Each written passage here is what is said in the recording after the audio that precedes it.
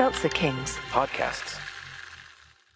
If you thought goldenly breaded McDonald's chicken couldn't get more golden, think Golder! Because new sweet and smoky special edition gold sauce is here.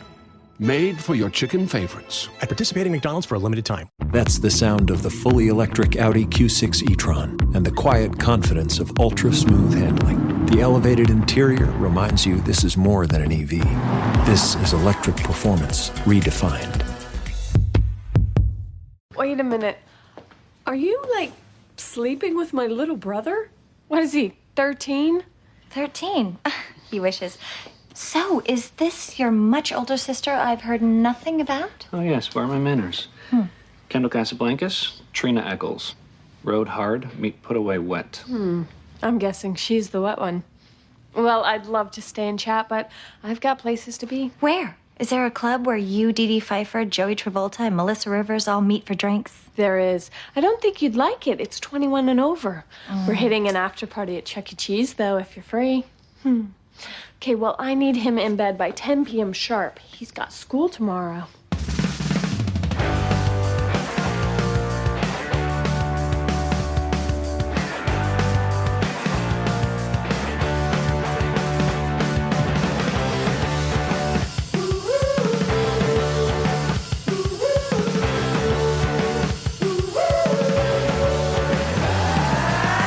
Well, ahoy, ahoy, mateys. Welcome to another episode of Boys Watching Veronica Mars. That would have been a good intro for last week's episode, wouldn't it have been?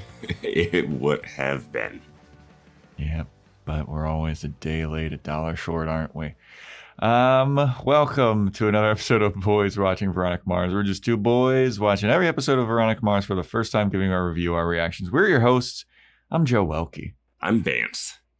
And today we're talking about Season 2, Episode 9, titled My Mother the Fiend. Directed by Nick Mark, written by Phil Klemmer and Dana Lynn North. The original air date, November 30th, 2005, to an audience of 2.82 million people. And before we get into the episode, join our Discord. Link is in the show notes. Join our Patreon, patreon.com/boyswatchingbuffy, where we're doing some Buffy motion comics. We also are releasing our K-pop Demon Hunters episode soon. That's a good one. Yeah. A lot of insight, a lot of intellect, a lot of K-pop. A lot of K-pop, a lot of demons. A lot of feelings. Feelings. A lot of feelings. Yeah, we got some thoughts, but I think everyone should watch K-pop Demon Hunters. Yeah. I think everyone should watch that movie. Yeah. Also, Buffy vs. Burlesque, a burlesque tribute to Buffy the Vampire Slayer. It's happening September 27th. Illusion Magic Lounge in Santa Monica. If you use the discount code, all caps, Boys Watching, you get a $5 discount on tickets. Where can you get those tickets? That link is also in the show notes. And I'll also post it in the Discord as well. Also, if you just follow me on Instagram at Jojo Vavoom, that link is fucking everywhere. You'll see ads for it. You'll see me in my underwear. You'll see me spinning around on a pole. You'll see a whole lot of Joe. So yeah, come on out to that if you're in the area, and even if you're not, get your fucking plane ticket. It's gonna be mad expensive for a plane ticket now. You should have planned better for this if you were playing. Yeah. But yeah, Buffy vs. Burlesque coming up, gonna be sick. How are you, Vance? I'm all right. All right. Well, we're not all right. I'm all right. I'm so tired. I've been not sleeping the last 2 days.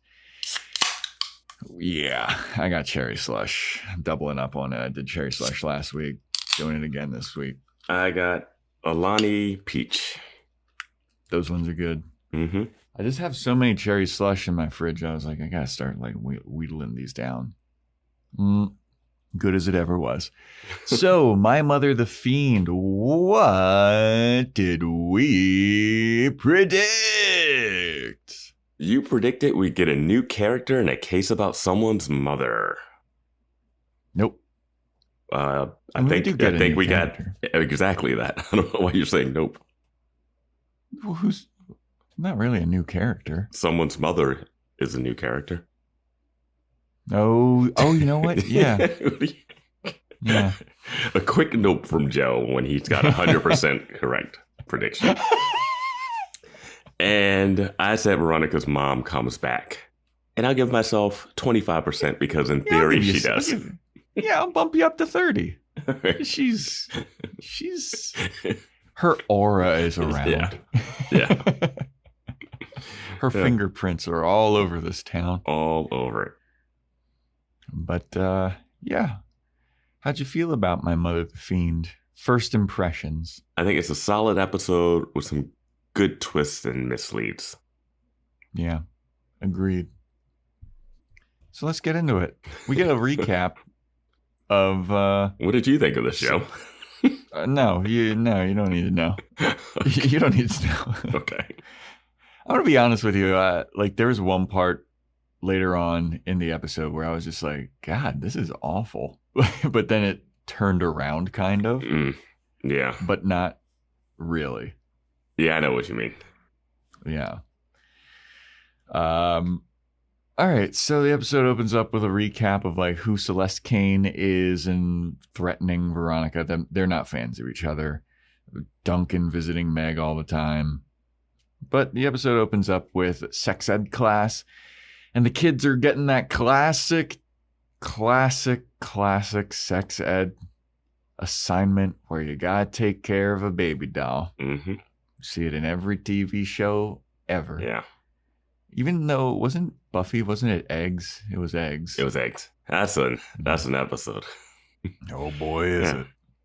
Where I kept getting confused with Plant Lady, when she was a praying mantis or something. That's not the same episode. That's not the same episode. Not at all. Oh, well. That was like 3 years ago. I can't remember. Okay.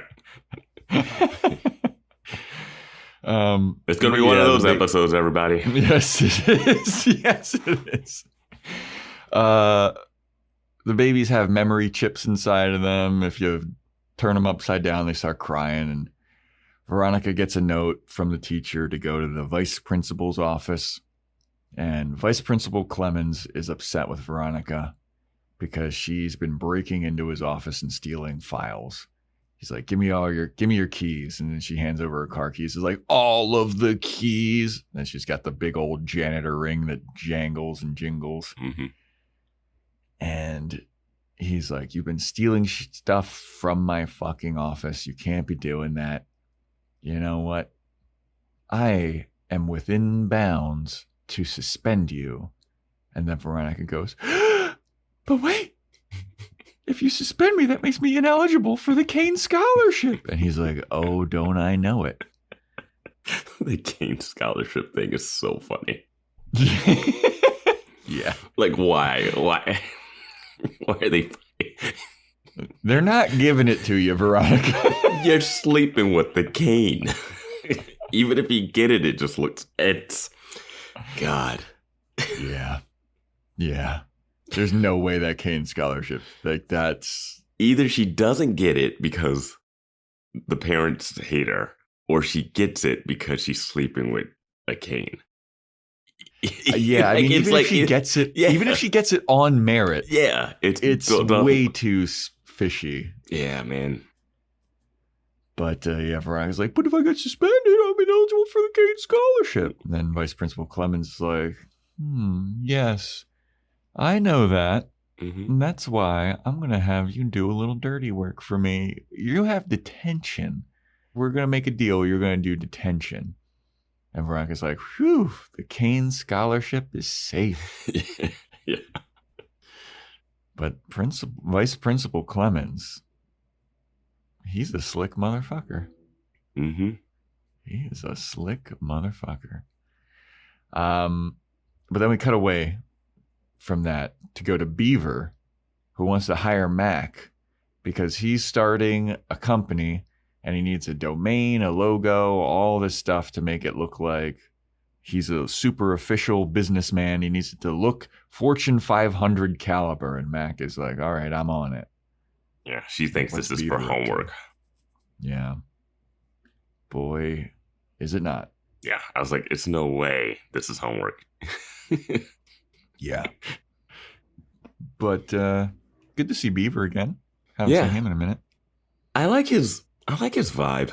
I don't know. Yeah, Beaver, he always has like a sad face. Like He's he always looks like he's like a little bit away from crying.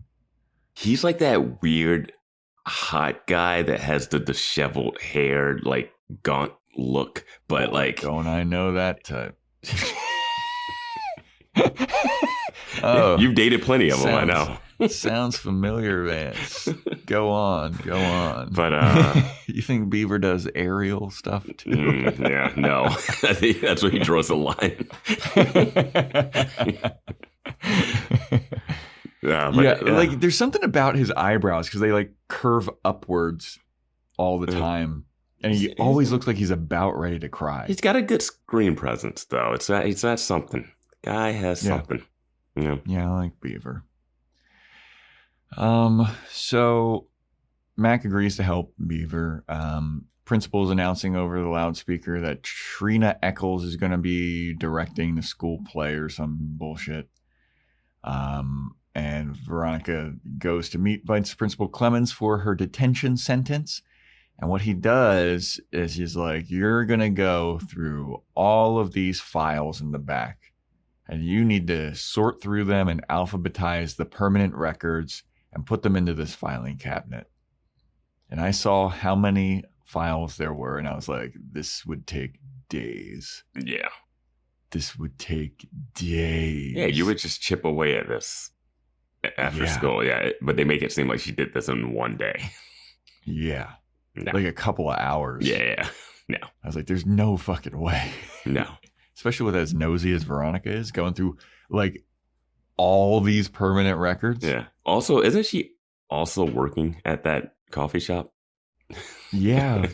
Not anymore. Whenever we need her to. Yeah. Yeah. So Veronica's alphabetizing and she comes across her mom's permanent record. Mm-hmm. She starts snooping through it. She finds that Lianne was suspended for spreading fake and vicious rumors about someone. And Vice Principal comes in and he's like, hey, didn't I tell you not to snoop? Isn't this how you got detention in the first place, for being snooping? And Veronica's like, oh, yeah, you're right. But then Veronica goes back to reading her mom's permanent record. And she finds that she was spreading vicious rumors with a lady named Deborah Filipina something, who then got married, and now she's one of the teachers at the school. She's the sex ed teacher. Yeah. Miss Hauser. And right here's when I was like, this vice principal's up to something. He knows Veronica's going to look through those files. It's no way. Right? So I was no. So I knew it. So I knew right here he was up to something. Yeah, and like the look on his face when he's like, isn't this why you got suspended? And then his like slink away. You don't put her in a room full of permanent records. Dude, like that was like Sheriff Lamb, like, you left her in the room there alone? You can't fucking leave Veronica in with critical information about basically everyone in Neptune. He knows what he's doing. I mean, sly dog. The chances of her just finding her mom's, she would have found like 20 cold cases. Yes, dude. Yes. She's like taking pictures. She's got dirt on everybody now. Mm-hmm. But yeah, so Veronica gets back to snooping and she's like, oh, okay. So then this was a very, very interesting scene. Mm-hmm. Weevil's at like his cousin's junk shop, I guess. He's working on a car, and then all the lights go out. He's like, "Oh, damn it, man! We tripped the breaker again." And I was like, "Weevil, you fool!" Yeah, you buffoon. He goes outside to turn the breaker back on. Turns his head. Logan Eccles is there. Punches him. bunch of other 09ers jump Weevil. Mm-hmm. And I was like, damn, all right, I guess the 09ers got numbers. The 09ers aren't a gang. The 09ers are a place. And but he does have friends that will do stuff. So they did burn down the pool. Yeah, I mean, yeah. Have you never met a bunch of white teenage boys? See, I just don't think that a bunch of white teenage boys would like get involved with like a biker gang. A high school age biker gang? Yeah. I mean, this is like legit violence, though. Like they jump Weevil, like they're stomping him on the ground and shit. The problem with the stomping out Weevil, well, I know what they do later, but it's like it's just gonna come back on you. Yes, like there's not a. Yeah, I don't know. Have they not listened to Justin Timberlake at all? What goes around comes around, goes around, goes around. Wow, I did not think that's what you were going to reference. What did you think I was going to reference? Not Justin Timberlake, what goes around comes around. But whatever. So Veronica's walking around school. She's got her fake baby. She runs into Miss Hauser and she's like, hey, you and my mom, you guys were pretty close, huh? Back in high school? What did you guys saw that you got suspended together? What'd you get suspended about? And Miss Hauser's like, I don't want to fucking tell you anything about your mom.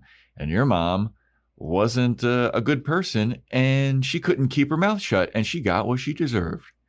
And Veronica's like, oh, geez. I don't know if she says exactly that, but she said a lot of people got hurt because Lianne couldn't keep her whore mouth shut. or that. But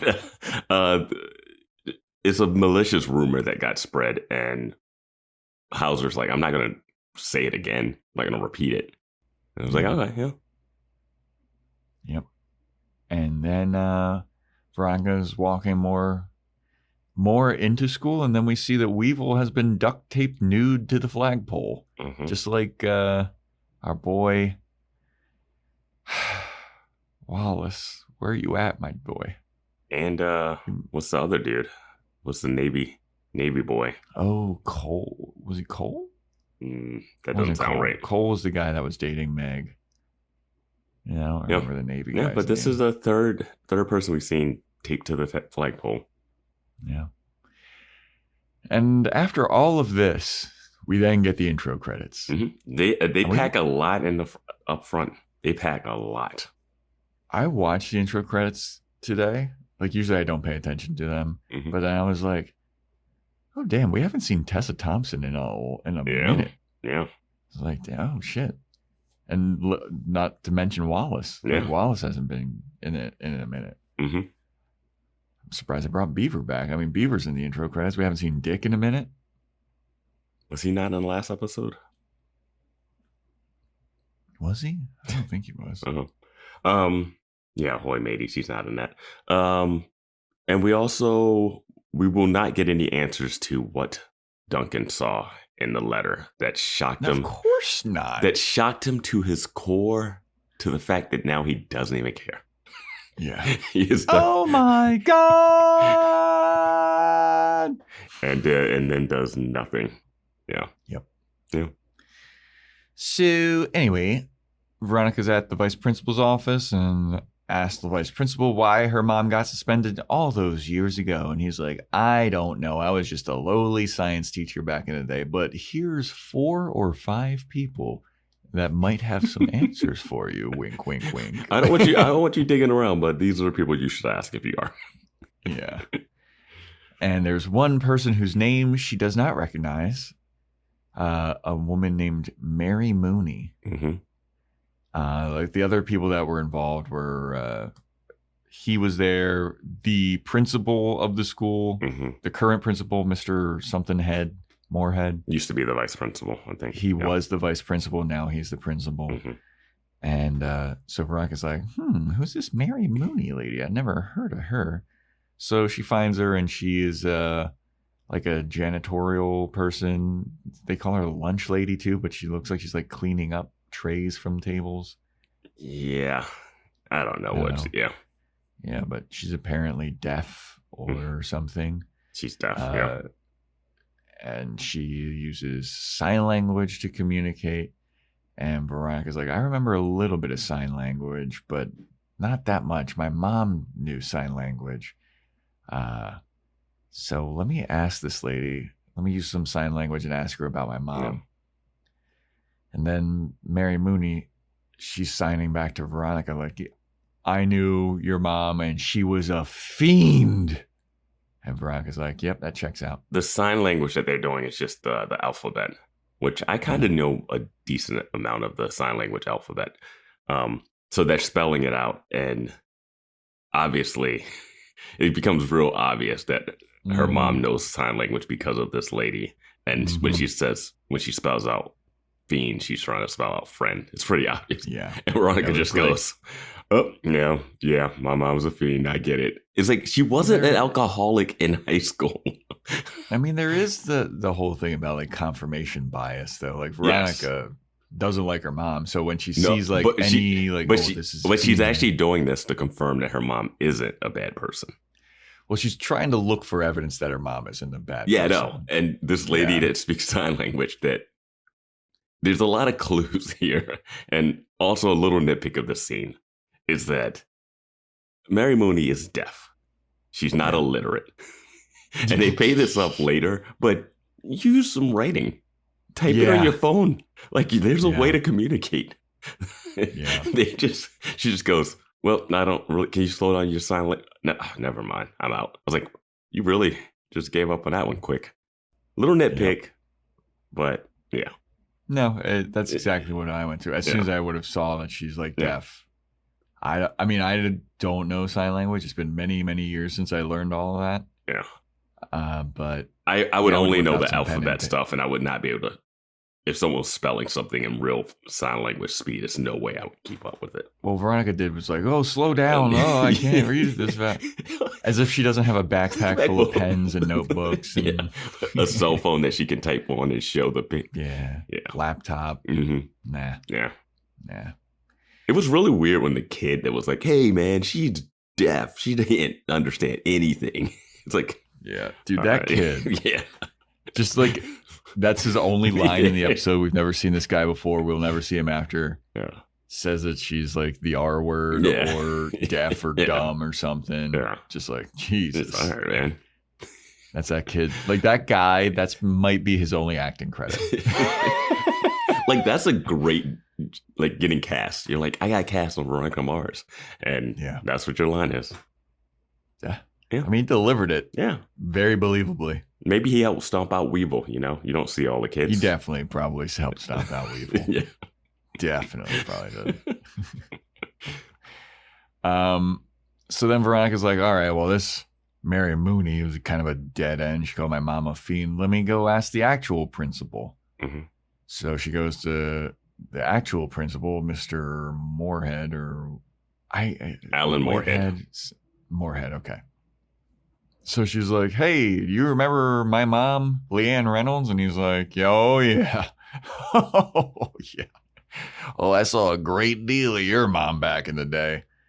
And she's like, do you remember what she got suspended for back in 1980? And as she's asking him this, I'm like, what? Why would he remember? Like, this is... It has to be insanely traumatic what she got suspended for someone to remember that 30 years ago. Yeah. Like, because this takes place in 2005. Yeah. That would have been 25 years ago. Yeah. Like, you remember every suspension you ever deal out to people? No.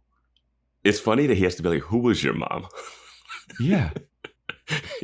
He doesn't even know who. Like, Veronica Mars, the most famous girl in the school should be, because she was almost murdered by a celebrity dad of another kid in school who's on trial for murder. Yep. And who's just going to class. Who's just going to class. What's your name again? Who are you? The way teachers are treating Logan, too.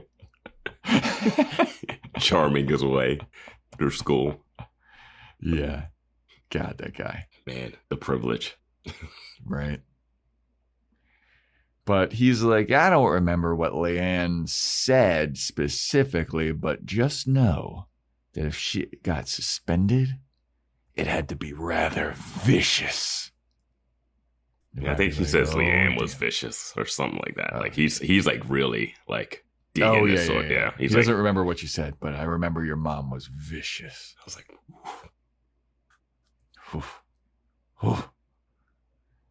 which I gotta be. Well, I'll get to it later. Okay. No, you know what? I'll get to it now. Okay. Remember last season, Veronica met with that one lady who knew Lianne, and she was like, "Oh yeah, she was so popular, and she was the prom queen, and she had all this gossip about her and Jake Kane." Yeah. And it's like Veronica had to get that information retold to her by some other lady. Later on in this, the thing that got me is that they don't bring up the mom leaving with the money ever. No. They talk about her leaving, but not with the money. This is a mom-focused episode, and Keith isn't like, "Why'd you find her? We gotta get our money back." Yeah. Why are you asking her? Did you find her? Yeah. She owes us $50,000. I just thought they would just mention it in one of Veronica's many voiceover moments. Yeah. Nope. No snarky voiceover comment. No nothing. Yeah. So Veronica goes to class, and who is there but our girl, Trina. And Trina is talking all that actory bullshit. And this Trina is very different than the Trina I remember from season 1 of this show. She is bubbly and in a ridiculous, like, over-the-top happy mood. Whereas Trina from last season, I felt was very snarky and was only using people for her own benefit. Well, now her awful stepdad is gone. Or, yeah. And her mom, who didn't like her, is out of the picture. Yeah. And she's also really famous because of all of this stuff now, too. So, yeah. Yeah. It also seems like she's directing or involved with the Aaron Eccles story movie. Mm-hmm. And Veronica is, she's getting played by Evan Rachel Wood, which Trina's all excited about. Yeah. Had to change the names because Keith and Veronica wouldn't sign off on the. I know, yeah. Which is fine. It's one of those ones where you don't sign off because you're like, I don't want to be a part of this, but boy, whatever they make it, is going to be real messed up. I don't know. Sign some. I don't know. Make some money off of that. Might as well. Yeah, have input. I don't know. Like, do something. I don't know. You know that this movie is going to paint them in a bad light. I don't think it's going to paint them in a bad light, but it's just going to be highly inaccurate. Yeah. They're going to I think they're going to make them look like doofuses that like just happen upon the case. I don't know. I don't think you would make the high school girl that's about to be murdered by the adult at the end of the movie look that silly. I think they would. And I think they would make Keith look like if you're telling that story, you want Keith to look like a redeeming genius sheriff guy. If you're telling a story like that, that's the way you would angle it. You wouldn't, no one's going to look bad besides the actor. Fine. Okay. But Trina's happy to see Veronica. She wants Veronica to audition for the school play, and Veronica's like, no, I'm not interested. So then we have Kendall Casablancas showing up to Duncan's hotel room. Back-to-back Buffy homies. Yeah. And I'll just say this before we get into it. It's a delight to see Willow and Cordelia playing again. Yeah. Just to see them interacting and just on a level playing field this time too. And I also gotta say it's a delight to see Kendall in this dress. In that red dress. She looks hot as fuck, dude. My God. I got some thoughts on Duncan in this scene, though. What is going on with that kid? He is back on the pills. He is. Something's not right with that kid. Right?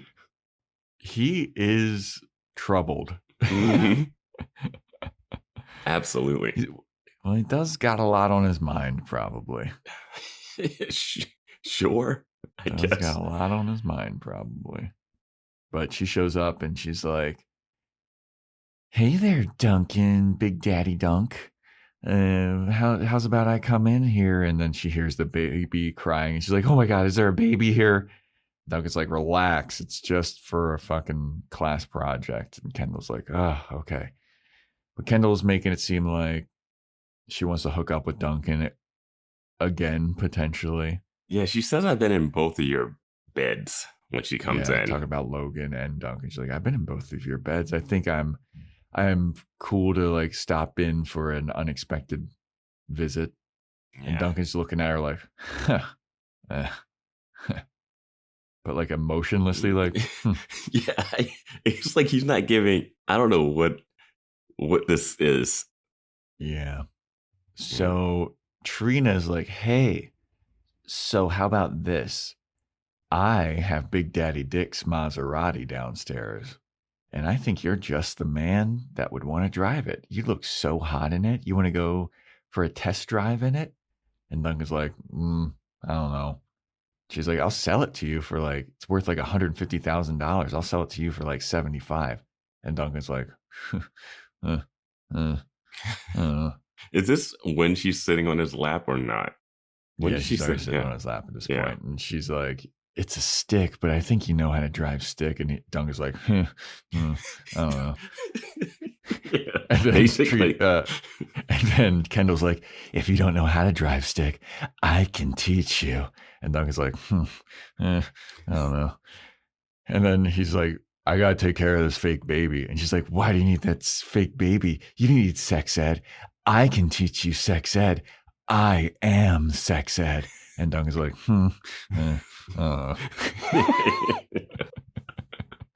just like, bro, give something. Give something. Yeah, I'm not even saying hook up with her or anything like that. I'm just being like, give her more attitude that you don't want to hook up with her. React, and he should be like, "What are you doing here?" Like, it should be a lot more than what he's giving. But after her line of like, "I am sex ed," he like picks her up off of his lap and like sits her down next to him, and she's like, "Ah, ah." And then Logan and Trina show up, and Kendall jumps up and she runs over to Logan like, "Oh, Logan, hi. You know what I got downstairs? I think there's something that you might like. It's the Maserati. Like, I was trying to sell it to Duncan, but like, I don't know, maybe you guys can like both go there and like maybe you can take turns or do it at the same time." And Trina's like, "Who the hell is this skank?" Kendall kisses him. She kisses Logan when he comes in. Well, Logan makes some kind of comment like, "Oh, lovely to see you," as if you weren't just trying to hook up with my roommate / best friend. Yeah, and Trina sees this, and it's like, I can't believe this is happening. Yeah. Yeah. And they trade some verbal bars at each other. Yeah, they did. They go back and forth, and Trina gets the upper hand. She gets to walk out with the last word. She does some. She's like, "You're hooking up with my brother? What is he, like 13?" And then Kendall goes, "He wishes." I was like, what? That was so weird. I was like, what is that supposed to mean? That only works if you're like, "Oh, what is he, like 50? Or like, what is he, like 30? Oh, he wishes." Like, it doesn't work when you go back down to like adolescent, preteen. Yeah, Logan should have been like, "What? No, I don't." I'm an emancipated adult now. I'm 18. Like, I've got riches. Like, why would I wish I was 13? What are you, fucking stupid? Yeah, back when I was more abused by my dad and he was still free. Yeah. Like, what? Yeah, that made no sense whatsoever. But Trina says some shit like, "Well, I have plans. I'm going to go meet up with some other people, but make sure to get Logan in bed by 10. He's got school tomorrow." And Kendall says something, and then she's, oh yeah. And Trina's like, "Well, I got to go to this bar for some drinks, but Kendall, you wouldn't be interested because it's 21 and up." Yeah. And Kendall's like, "Oh." And I think, does the scene end with Kendall still there and Trina leaves? Yeah. Huh. Yeah, what happens in this apartment? This hotel room afterwards? Kendall gets double teamed, I guess. I don't know. Not from Robot Duncan and Logan, who wants nothing to do with her. Yeah. I don't know what is up with Duncan, dude. Well, I mean, I know what's up with Duncan, but he's on the pills. He's on the pills. I don't like what's up with Duncan. Duncan's back to sucking. Like, I know they keep giving him, because he has nothing to do in the opening scene too. He's sitting next to Veronica. They're making jokes about having to raise the baby because they have to team up. Yeah, and he's just giving nothing. And I know it's like kind of vaguely smirking. Yeah, and I know it's like this. They want him to be a little like detached, but he did that all last season, and it's not the best. Yeah. You can't get on his side. You can't like really be like rooting for him. He's just too. He's a big nothing. Yeah, that's the thing too. Is like I'm not rooting for Logan, but at least he's interesting to watch. Yeah, you know, he's doing something. They got to give Duncan something. I think they keep trying to give him like he's like a savior. He wants to help Meg out, all that. But he's like it's too White Knight-ish. But then when he's not White Knighting, he's just a blank slate. Yeah, he's bland. Yeah. He's chicken breast with not even salt. I mean, we got a lot more when you got Alyson Hannigan and Charisma Carpenter going at it. That's like a fun exchange, and Logan's there. And then, oh my God, there's a crazy line in this scene where Duncan's on the couch and Trina's like, "Oh, good to see you again. You look good." And he's like, "All that's clean living." Yeah. And I was like, what does that mean? Yeah. I was like, what was that line? And he like shrugged his shoulders. "All this clean living." What is that? Yeah, what is that a reference to? You're living in a hotel, man. What is it was and that's his line in that scene once they come in and he's got nothing else. And I was just like, give this guy, like, are they afraid that he can't act? It's two seasons. Like, yeah. He's really got nothing to work with. Like, especially when you see, I mean, that one scene a couple episodes ago where Logan and Kendall are just like, Logan's just destroying Kendall verbally. And then we have Trina and Kendall going at it. And Logan also kind of like throwing in his little salt and pepper every once in a while. Yeah. And then Duncan's just sitting on the couch with the fucking baby. Yeah. Like shaking it like, the guy fucking sucks. Or at least give me, if you want to play like, did he hook up with Kendall? Should he be like a little nervous when she comes around? Like, oh my God, Veronica could see you here. Like, there's nothing. I thought that Veronica was going to walk in with Kendall on his lap. 100%.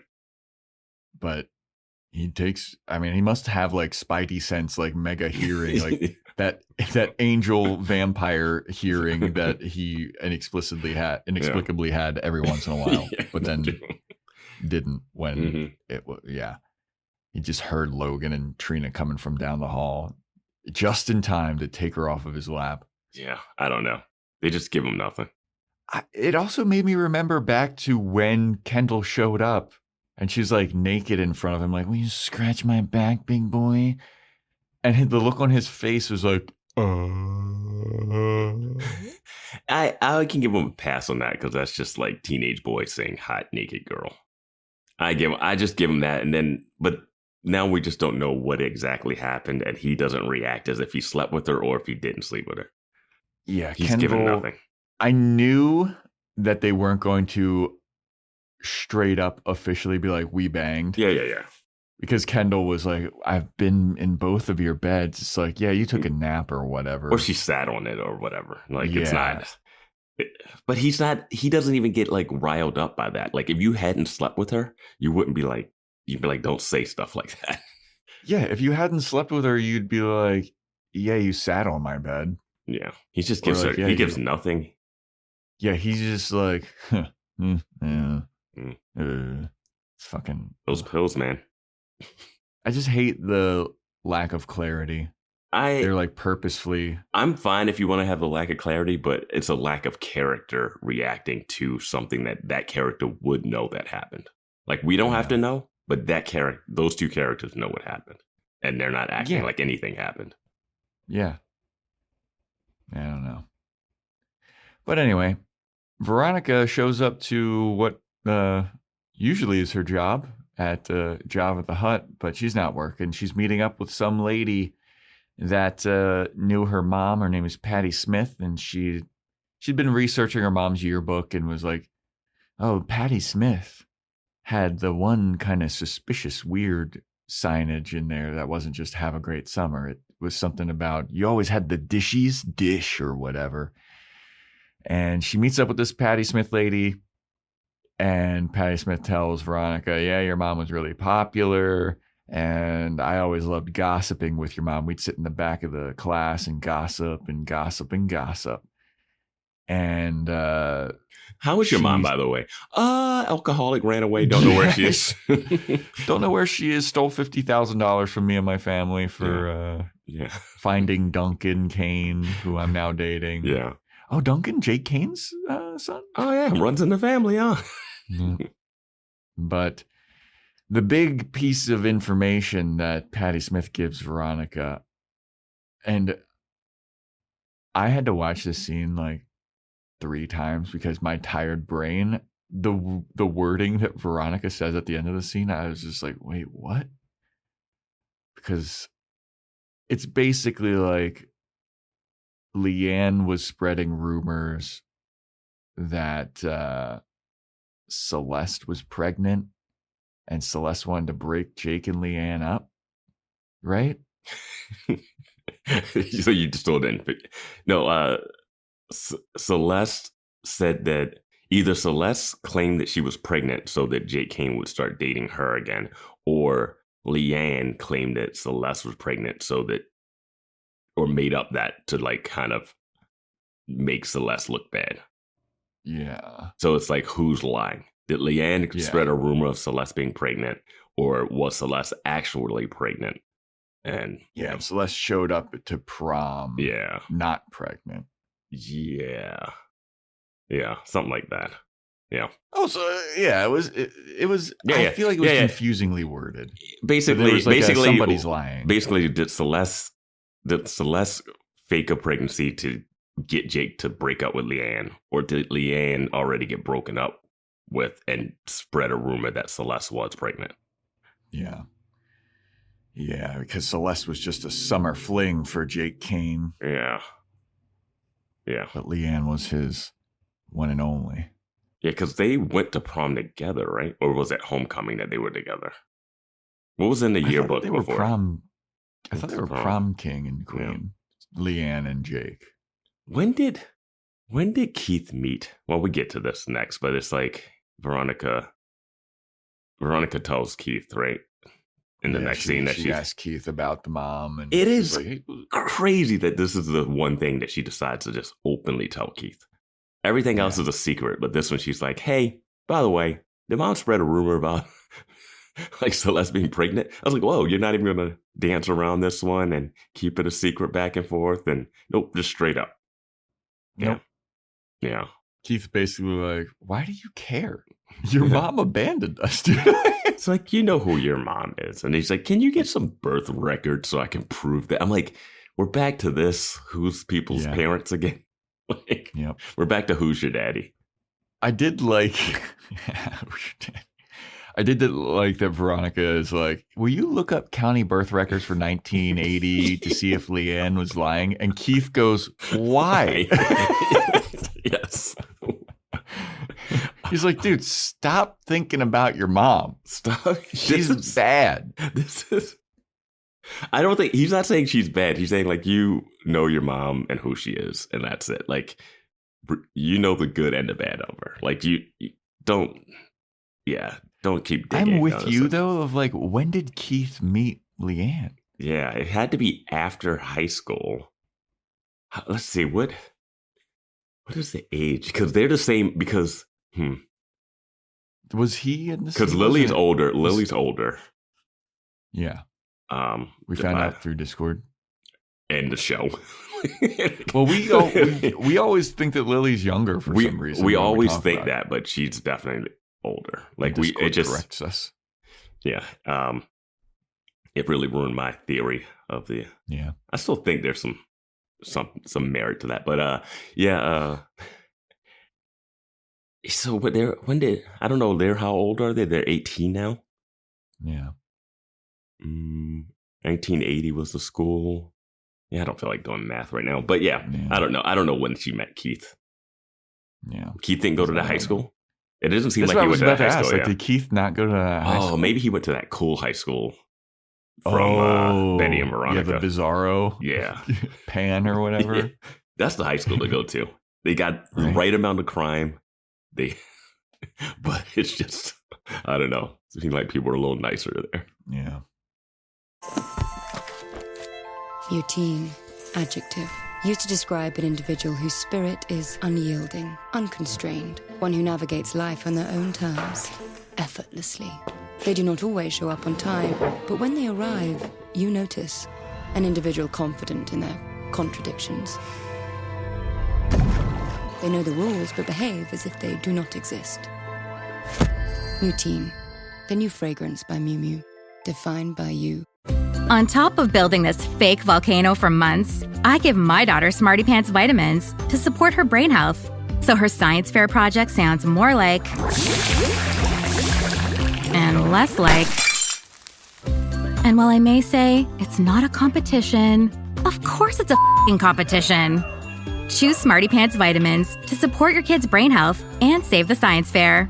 Shop on Amazon, smartypantsvitamins.com, or at Target today.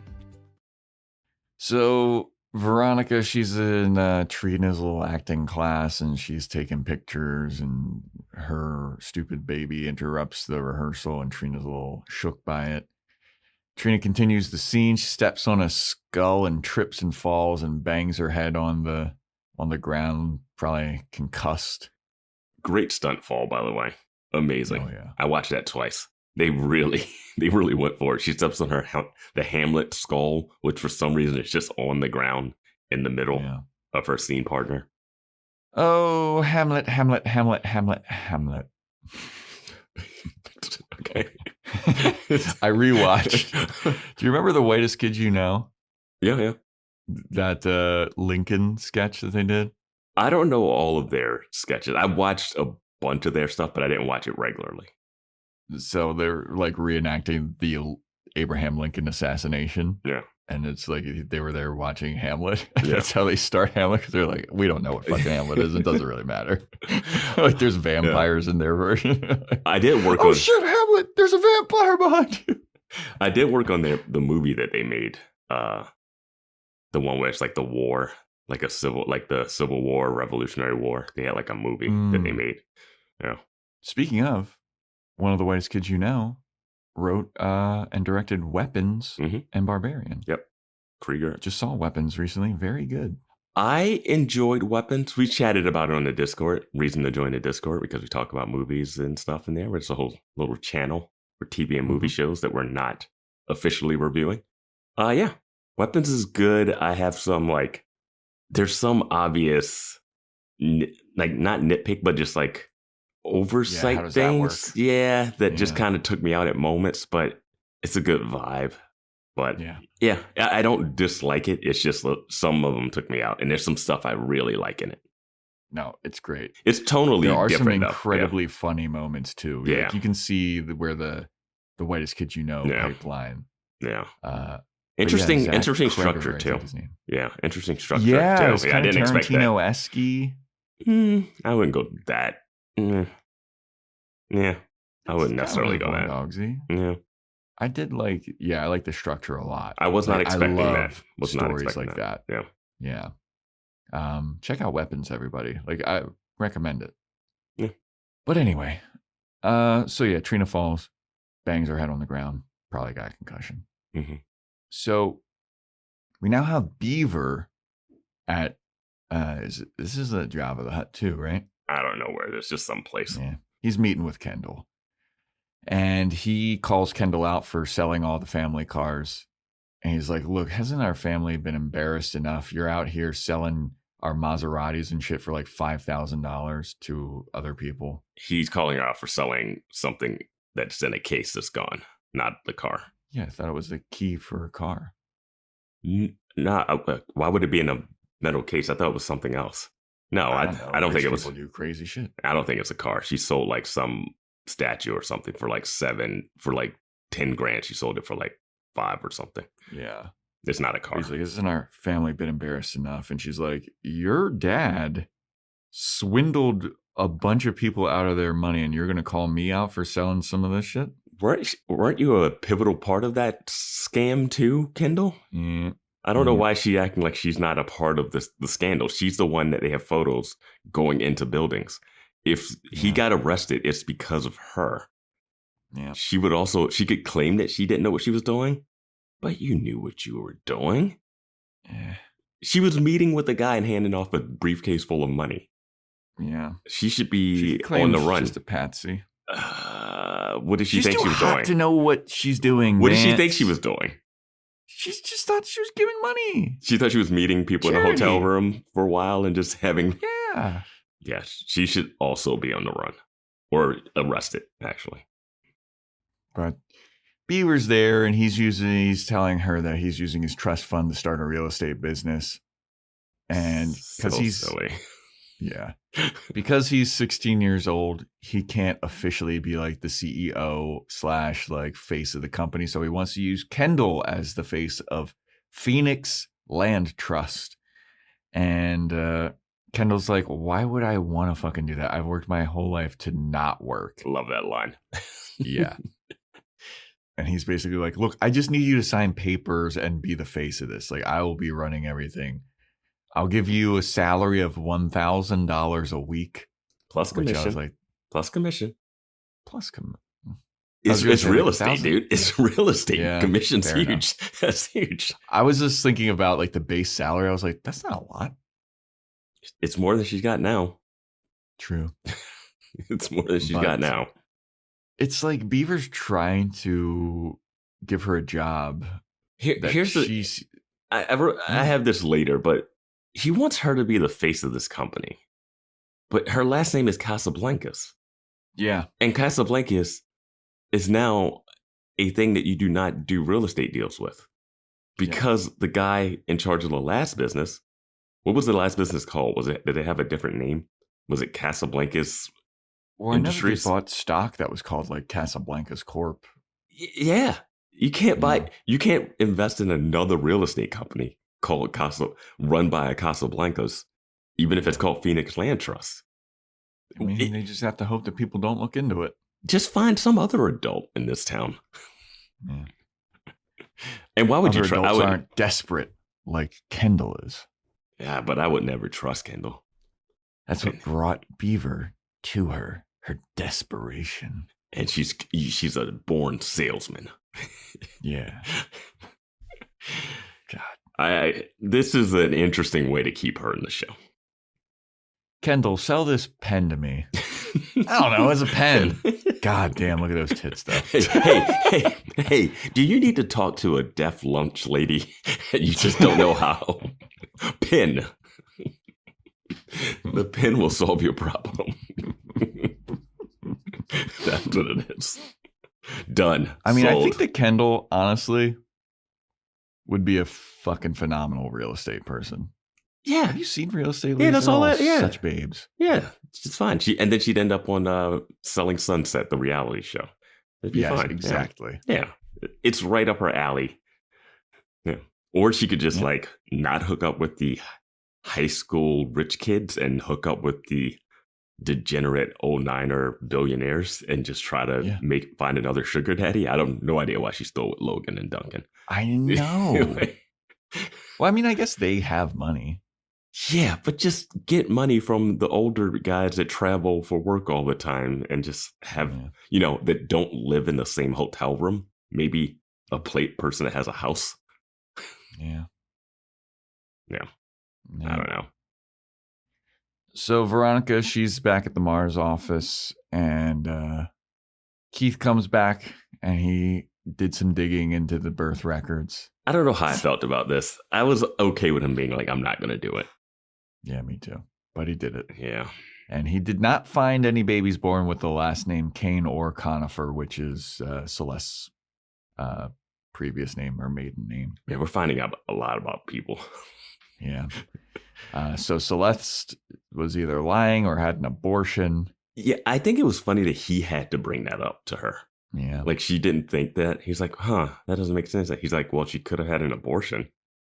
And yeah. I was like, yeah, Veronica, like, what? Yeah, I don't know. But Keith is like, why are you still looking into this? And Veronica goes, because I want proof that my mom was a good person. Yeah. And then Keith is like, just let this stuff die, Veronica. You know, it doesn't matter how cool she was 25 years ago. She's a bitch. Veronica, like, Veronica says, I just want to prove that my mom is not like all the girls at school that I hate. And I'm like, Veronica, you're all the girls at school that you hate. Is it okay if she dated all the boys in school that you hate because you're dating all the awful 09er boys, but you're mad at the girls? The girls are awful and the guys are awful, but she hangs out with the guys. Yeah. We've had this on Discord. We've been chatting about Veronica not being a girl's girl at all. She's definitely not. No. And we do say it's more of a writer's. It's more of the writers making her this way. I mean, the writers make the characters, of course, but you know, just the fact that she is just not a champion of women. Yeah. But Keith is basically like, you should be happy that everything worked out the way it did, because then you wouldn't have me as your dad. And Veronica's like, ugh. Like the way that when he's like, without all of this happening, I wouldn't be your dad. Yeah. And who's your daddy? Me. Yeah. And he's got like a nice little smile, and Veronica gives him some kind of snarky remark, and he's just like, why are you killing my spirit, dude? Yeah. Like, she doesn't give that like, yeah, I didn't think of it that way look. She just goes, whatever, Dad. Mm-hmm. And then Keith goes, well, all right. I was hiding information from you for exactly 1 minute. I know. This reveal was insane. So I didn't find any canes or conifers, but I did find a Jane Doe baby that was born in 1980. And look at this information I found from it. It's a little weird because the baby was found in the bathroom of Neptune High during prom. Like, how do you sit on that? Right. How do you walk in and sit, and he delivers that just completely like, hey, I found some information that's kind of cool. Not, this is horrifying. Yeah. And this was like ripped from the headline stuff too. This was like this a real news story.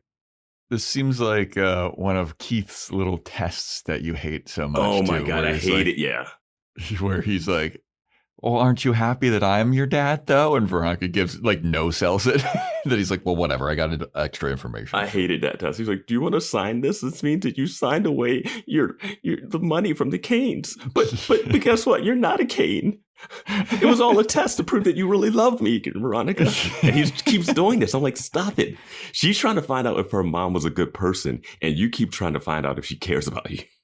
Like, you guys are both, like, so insecure. But come on, Keith. I mean, Keith could have just been like, obviously, I thought that your mom was a good person. I wouldn't marry a person that I'm like, this is a shitty human being. Like, we had good times together. Like, that's all he needs to say. But you don't come in and be like, hey, I didn't find anything. But guess what? I did find something. Yeah. I didn't find anything, but aren't you happy that I'm your dad? And she's like, yeah, I guess. And he's like, all right, cool. I did find something. Yeah. Like, your answer. Glad that you said that. If you wouldn't have said, yeah, I wouldn't have told you about this. Yeah. You just see him lighting that information up on fire over the trash can. Yeah. Putting it in the shredder. That's what you'll get for not loving me.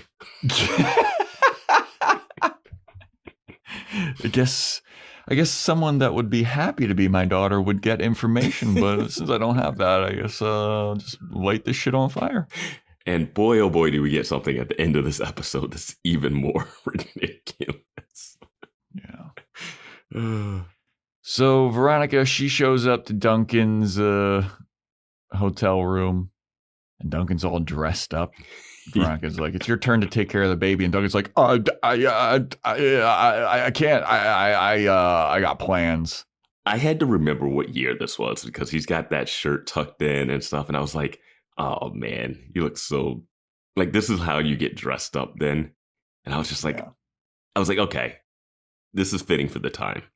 He looks real like a kid getting ready for some like outing. Yep. And I was like, yeah, that's it. That was the look. That works. I can't even fault him for it. Yeah, I had that shit on. I looked at that. I was like a fancier thing. Yeah. Hey, we're going to a real dinner or something. And he's like, gotta put on your nice shirt. No tie. Yeah. Tuck it in, unbutton the top button. Yeah. I was like, okay. And you're off. Mm-hmm. But he's all dressed up and he's like, Veronica, it's cool that, okay, I'll take care of the baby, the fake baby, but you have to get out of here. You got to get out of here. I have a dinner I got to go to. And Veronica's like, you're being real suspicious. Suspicious like all Canes. Kind of like Celeste Kane. And he's like, are you about to talk shit about my mom? And Veronica's like, yes, I am. And then she starts talking some innuendo. Like, she's such a great and honest, and she would never do anything bad. And then Celeste Kane shows up behind Veronica and like, ugh, Veronica, what the hell are you doing here? And it's made clear that Celeste doesn't know that Duncan and Veronica are dating because Duncan hadn't told her, and Veronica's all offended about this. Celeste is mad, and Veronica's like, oh, I guess I'm his secret lover or something. So Duncan doesn't tell Veronica that his mom's coming into town. Mm-hmm. I feel like that's just something you say. And it's not like, Duncan. It's also not something that you have to like keep a secret from Veronica. Yeah. Like, she knows who your mom is. You just say, I don't know why he's keeping. You're just like, hey, my mom's going to be in town this week. So just like steer clear. Yeah. That's fine. Unless Veronica. No, I should have told you, Veronica. I should have told you. Unless he didn't want to tell her because she'd want to come to dinner. Mm-hmm. Because I'm sure Veronica, if he told, would be like, what? You can't invite me to dinner because your mom? I was like, oh my gosh, just don't hang out with this lady. Just don't. Yeah. But then Veronica, she makes a bunch more innuendos about like, oh yeah, Celeste, the Canes, they're all so famous for their breeding. And Celeste looks at Duncan, she's like, what the fuck is she talking about? Like, does she ever make sense? Because she's really trying to pull the like really dig it in that she had like a dumpster like, prom I know baby something about you, yeah. Which is a great, like, it's great for how the episode ends. Yeah, and like this reaction from Celeste is so like, what is she talking about? Again, this is what I'm saying. Everybody in scenes reacts to things like characters and people. Like, Celeste should react that way because she has no idea what Veronica's talking about. And like, that's how Duncan should react when Kendall starts bringing up stuff in a certain way where you're like push back. And again, Duncan in the scene, just standing there, might as well just be paint on a wall until the end of the scene. Well, yeah, because Veronica's there and Celeste goes, no, I just don't like you, Veronica, because whenever I see your face, all I see is your drunk slut of a mother. I was like, holy shit. And then Duncan finally snaps out of his malaise. He goes, Mom! And he rushes over. He's like, Veronica, I just need a minute with my mom. I need to talk to my mom. Can you please leave? And Veronica's like, I'll be in the bedroom. I was like, the bedroom where you can overhear literally everything that's going on out there? Yeah. Why don't you leave the whole place? There's no reason for you to stick around. And we have to bring up that Celeste has with her Astrid, who is bringing Duncan's clean clothes from Napa? What? Like, did she do his laundry? It's a hotel, right? So it's not like Astrid went down into the laundry room in the hotel. So where's his clothes coming from? She's got like a basket of laundry. Is he sending his clothes to get cleaned in Napa? It doesn't make any sense. Celeste and Jake have been staying in Napa. Yeah. Why would Duncan's clothes be with them? And if they're at the Kane house, why can't Duncan just go to the house and pick up his own clothes? Like, why can't he just go to the house? Yeah. But I don't know where Astrid lives. Does she live in Napa with them? Who is she also? She's Celeste Kane's assistant. Okay. Never saw her before. Kind of an interesting character to bring in here for what they need her for. But I was like, this is a little, I've never seen this person or heard of her, but sure. Yeah. So Veronica's now in the bedroom with Astrid, who's folding all little Dunky Dunks clothes for him. Is she allowed to go to dinner or what's the deal? Yeah, I don't know. Does she sit in the hotel room until they get back? But Veronica's talking to her like, man, how can you stand dealing with that woman? And Astrid's like, well, she's paying for my grad school. So I'm doing her assistant work. She's getting me through grad school. And then Veronica looks at Astrid's hair and she's like, say, Astrid, are you a natural blonde? And Astrid goes, no, I'm what they refer to as a bottle blonde. And then Veronica's wheels start turning. And she's like, let me guess, you're about 25 years old, Astrid? And she's like, how'd you guess? What are you going to guess my weight next? You should work at the carnival. Snark, snark, snark. And then Veronica's like, could Astrid be the prom toilet baby? The prom night dumpster baby? Is this how Celeste deals with her sins of her unwanted baby? She just hires her as an assistant and orders her around? She's gonna pay for your grad school and you don't have to get the Kane scholarship?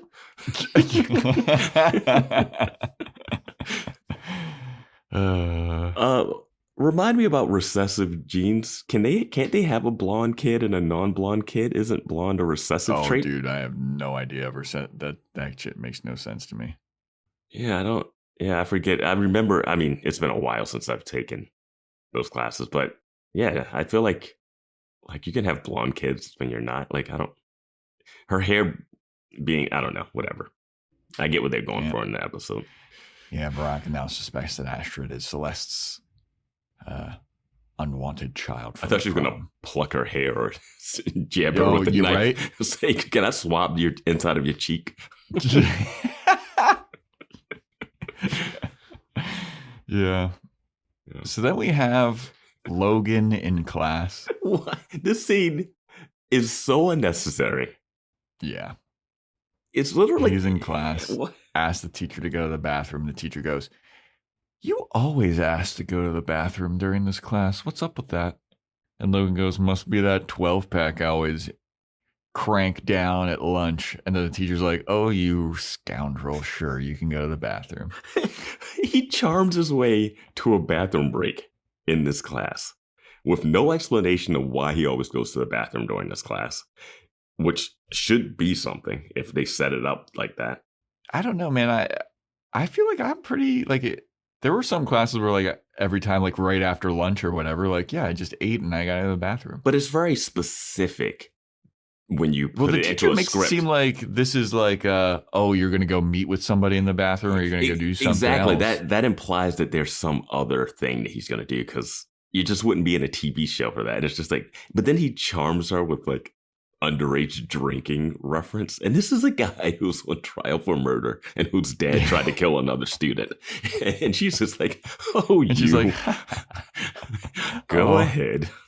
Go ahead. Yeah, no, he just goes to the bathroom, take a shit. He's regular. Yeah, I think he could hook up with this teacher if he wanted to. He charmed the pants off of her. He charmed the bloomers right off this lady. Yeah. So he goes to the bathroom. He's washing his hand. Did you say he's washing his hand? Washing his hands.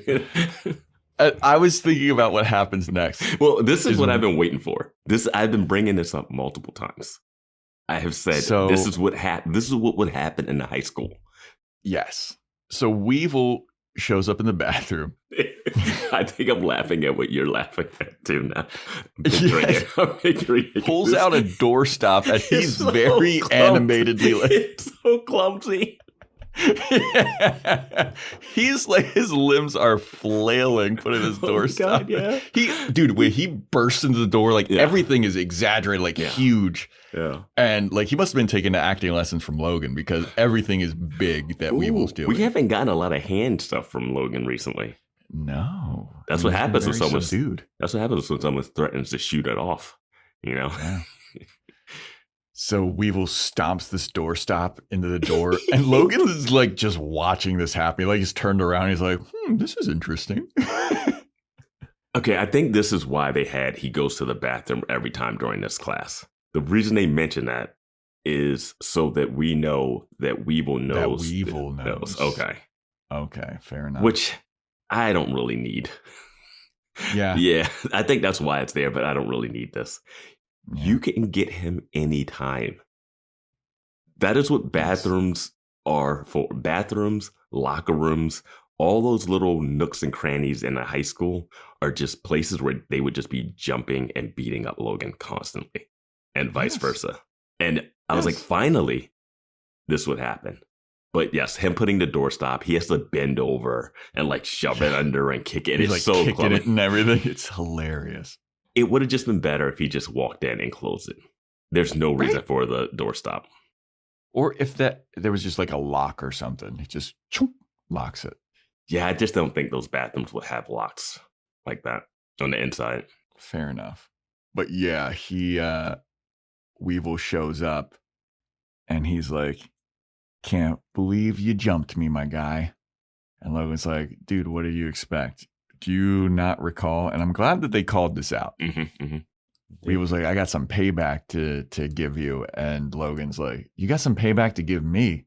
Bro, do you remember shooting a fucking shotgun at me while I was with my girlfriend through my car window? And Weevil goes, that wasn't me. And then he goes, okay, then you burned my house down. And Weevil's like, look, okay, let's just let water under the bridge. But Weevil doesn't go, and then you bought my house. Yeah. I don't know where I'm living right now. You evicted my family. I'm homeless now. Yeah. I'm unhoused. This is the definition of unhoused, when you take the house from me. But then Weevil's like, yeah. That's all in the past now, man. I need to talk with you because we need to work together, because I'm pretty certain that you didn't kill Felix. And then Logan's like, yeah, I've been telling you that. You had a guy almost shoot my hand off because of this. And Weevil's like, yeah. Bygones be bygones. We're all good. I don't think that you killed Felix Toombs, but I need to team up with you to find out who did. And Logan's like, what? What are we going to put on capes and I'm in a sidecar and your motorcycle? And Weevil's like, yeah, kind of something like that. Yeah, I mean, it makes sense. They both have a reason to find out. Yep. And so Logan's like, all right, well, I mean, I guess I'm down to team up with you because, like, I need to get off of this murder case and you need to find who's the fucking rat in your business. So, yeah, okay, let's team up. And then Weevil's like, all right, cool. But I can't let you out of this bathroom looking how you looked when you walked in. And then Logan's like, what do you think? I'm just going to let you stand here, let you beat me up and I'm going to stand here? And Weevil's like, it'd be a lot less fun if you did. So then they just start fucking beating the shit out of each other while the Hive's Walk Idiot Walk is playing in the background. And they're stomping on each other. They're switching who's on top and mount position. And they're just hammering each other. And the whole school is gathered outside the bathroom, which makes no sense because you can't see. You can't see. The noise would be like noise, but people aren't pushing the door to get. If you heard noise like that, you wouldn't just rush over to the bathroom door. You wouldn't just crowd around a door. 2, he just asked to go to the bathroom during a class, which if we didn't get that scene, I could assume, class has ended. He's leaving in the middle of a class. It's no way that class ended 5 minutes when he left. We didn't hear a bell. Everyone is crowded in this hallway, and they're all just so amped up about the sounds they're hearing in a bathroom, which would sound muffled, and you wouldn't know who. Man, somebody's got some crazy diarrhea in there. And you wouldn't even know who the two people fighting are. It's kind of cool to know it's Weevil and Logan, but if you don't know who's fighting, it would be like, what's going on? Like, what's happening? This door's locked. Everyone's just gathered in the hallway like, oh my God, something's happening. I'm excited. Like, what? Yeah. And I love the Hives idiot walk playing. I'm seeing the Hives soon. I fucking love the Hives. When that started playing, I was like, oh, hell yeah, dude. Hell yeah. But the vice principal and security somehow get word of this brouhaha. Only because there's a crowd of students standing around the bathroom. I mean, how could you even get to the vice principal to tell them? Because you don't even know what's going on in there. They just heard the fracas. They show up. Security busts down the door. Easily. They break up the fight. Yeah. They break up the fight. They pull Logan and Weevil. They're going to the principal's office. And Logan's all bloody faced.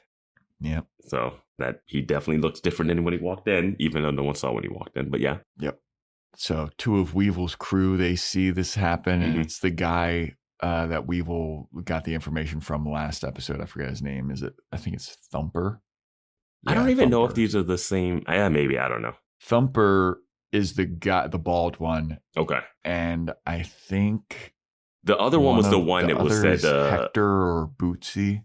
That the other guy is the one who was like, "Oh, they're calling us the PCHers." Yeah, the Panty Club for homos. Or whatever. Yeah. But the bald one is like, "Damn, did you see my man Weevil? He really took it to Logan." And the guy with the hair is like, "If I was Weevil, Logan wouldn't be walking at all. He'd be underground long ago." And it's like, oh shit. I'd put Surfer Boy in the ground if he did what he did to me. And I gotta say, I think that will be more of the sentiment of this game. I just don't understand how he kills one of your own, which they think. Weevil has not. I guess they now know because of the weird phone, the whole like kidnapping thing. But also, he taped you to a flagpole and embarrassed you in front of everybody. Yeah. And then and the retaliation is that you guys got in a fist fight that seemed even. And he's knocked you out like twice. You really are the Panty Club for homos. And again, I'm not promoting the violence. I'm not saying this is all good. I'm just saying the mentality of gangs and being embarrassed and having to keep your front up. It's all about appearances. Yeah. Yeah. It's why gangsters kill people that like put bets and don't pay back their debts. And they kill the people. And you're like, they're not going to get their money, but it frightens other people. Yeah, it's the optics of it all. Like the optics of Weevil being nude taped to the flagpole. That's fucking rough, man. You're the gang is weakened because the leader looks. I mean, Weevil gets kicked out immediately. Like, oh man, you're a bitch. You're our leader. You're taped to the flagpole nude. No, he would lose his shit and then end up probably like shooting Logan just to prove himself and go to jail and just to prove he's a tough guy. But he's not that mentally unstable, or insecure. But like I don't know. It's one of those things where like they shot a shotgun at a kid. And like that wasn't me. Hey, you burned down my house. Well, that was me. Like, all right, man. These are some big transgressions for it to just lead to like hey, we got to team up. I love like you shot a shotgun at me. That wasn't me. You burned my house down. And he's like, all right. Okay, that might have been me. That might have been me. I might have had a little hand in that. Okay, I'm not gonna lie. What if I say I'm sorry? He should have ripped his shirt open. Like, are you wearing a wire? Yeah. Hey, is that a tattoo that says Lily? That's my sister. Should I get a matching tattoo with you? The Lily tattoo is insane. Yeah. But anyway, yeah. So then we have Mac with Beaver.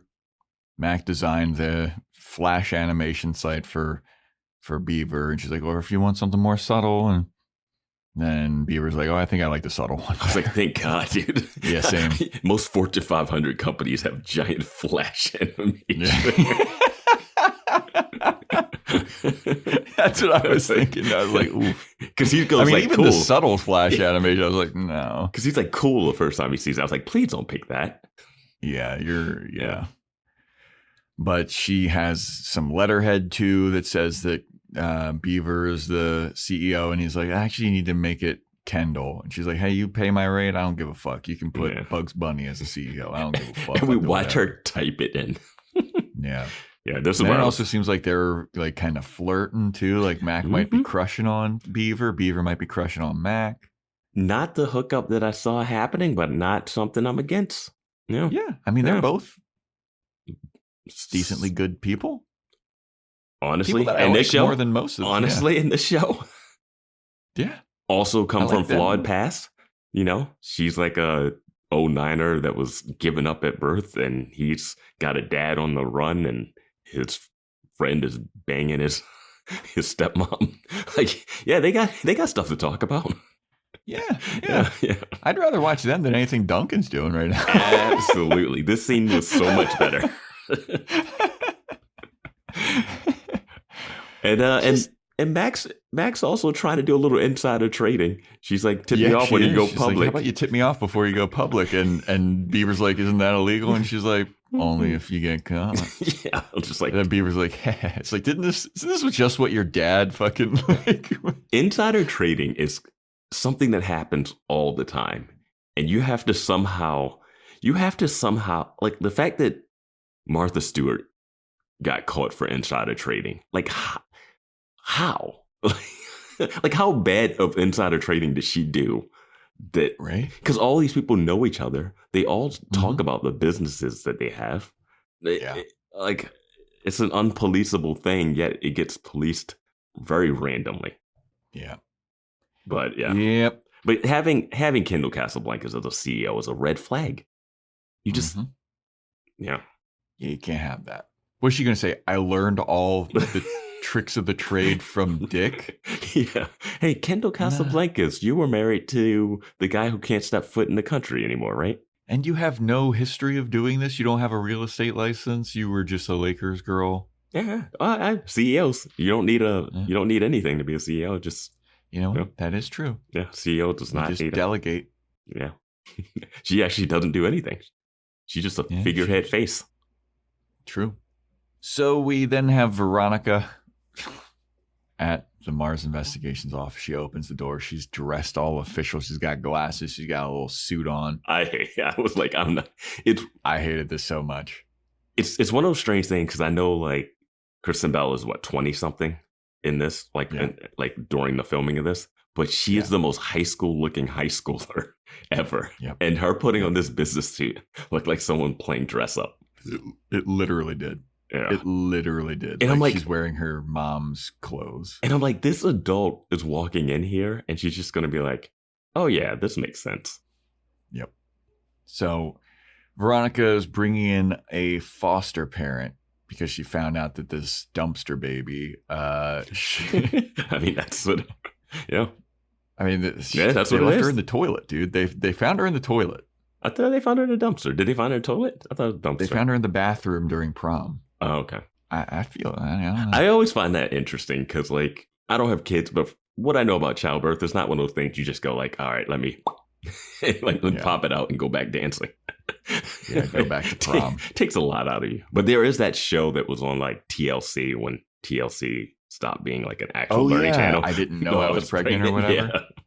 Yeah. Just thought that you had to take a big shit. Yeah. I can't. That seems like the worst. Yeah. But yeah. This is a foster parent for the prom toilet baby that Veronica did some digging on. And she's like, all right, well, I can't get who the actual parent was from like the official means, but the chink in the armor is the foster parent. So I'm going to dupe this poor woman into giving me confidential information. I hated this, and I don't know how true or accurate it is, but I hate that they were like, hey, you ever want to find out some information about something? Here's how to go around it. Yeah, I did not like this at all. I didn't think that was needed in the VO. But Veronica's asking the foster parent, like, hey, do you remember having a baby like, born around 1980? And the foster parent's like, oh, the toilet baby? Yeah, I remember the prom toilet baby. I remember her very well. Oh.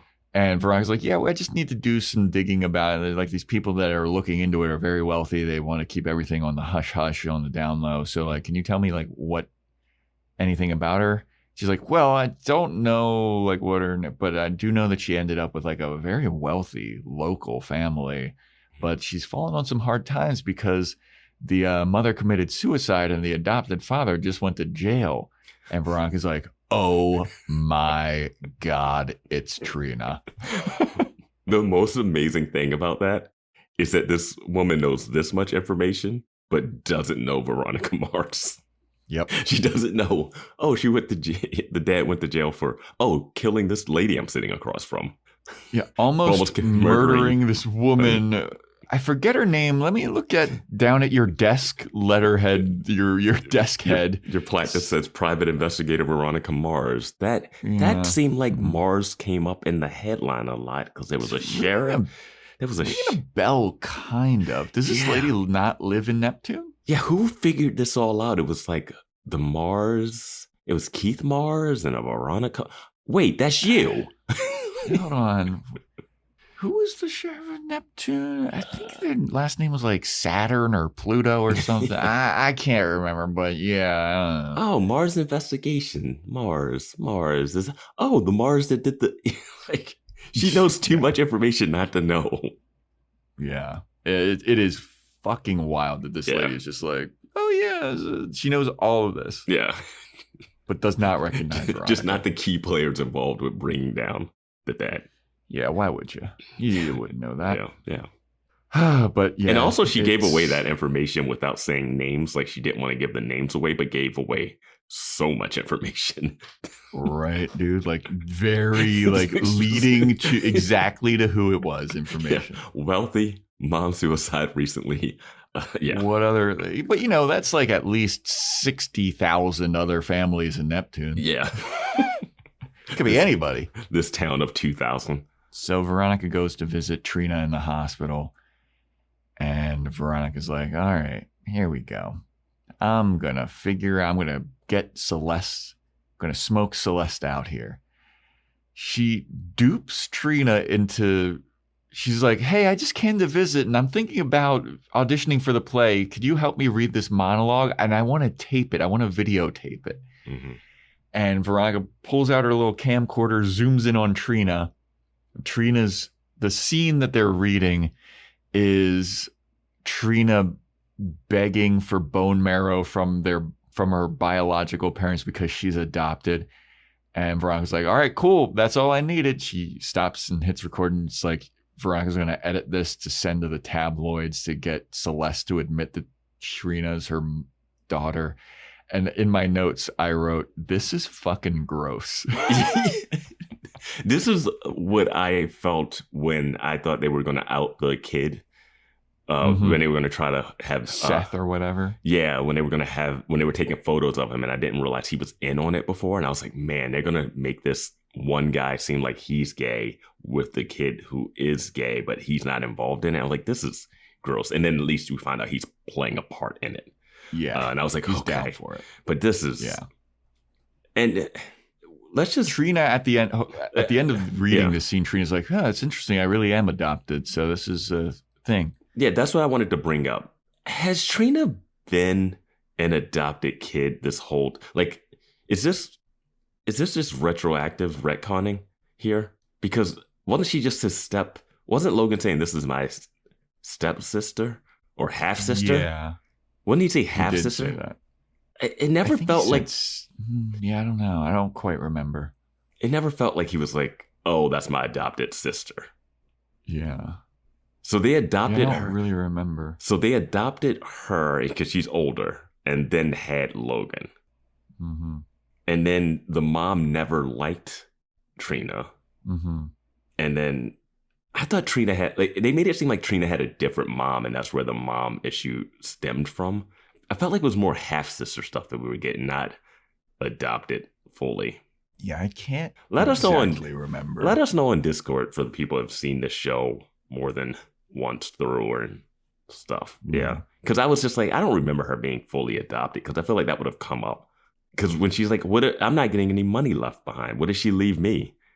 It's like, what did she leave her? Like, you would still leave your adopted daughter something if you liked her. But it's weird. I don't know. It never felt like... I felt in that scene she wasn't going to leave her anything because she was the half-daughter. Like, but if they both adopted her together when she was a baby or whatever, I don't know. Yeah.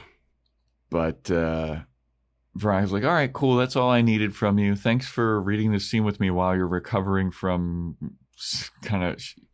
I mean, Trina's like, yeah, they said the swelling's going to go down. I was like, ooh. Yeah, your concussion. She's in a hospital bed. Like, hey, can you help me with this audition? Yeah, can you read lines? I know this is gonna be. Yeah. So Veronica leaves the room, and then she gets the angel on her shoulder. Veronica's like, I'm feeling real bad about this, actually. I'm having a little conscious thing here, conscience.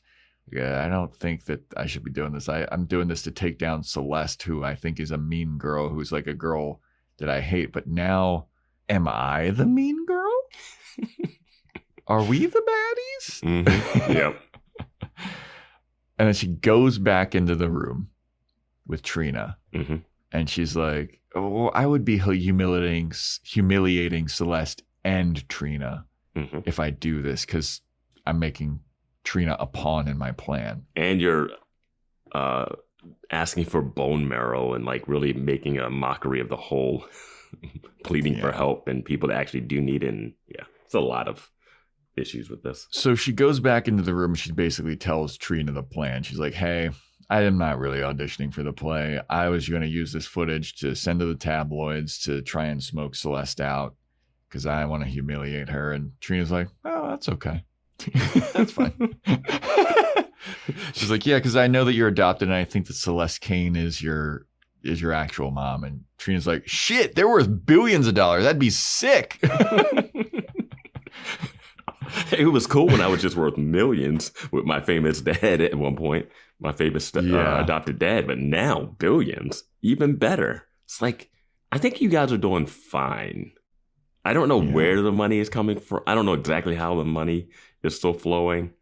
You think they'd be losing a lot of it in legal fees and stuff, but they seem to be doing all right. They're buying houses. Yeah, that's true.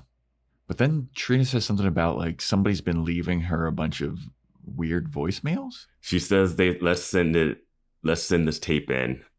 We can do entertainment tonight. And then she says, what is it? Pat O'Brien has been leaving me old voice, like creepy voicemails. Creepy, yeah. He's the host of that show that had the mustache. Pat O'Brien. Okay. It's a very of the time reference.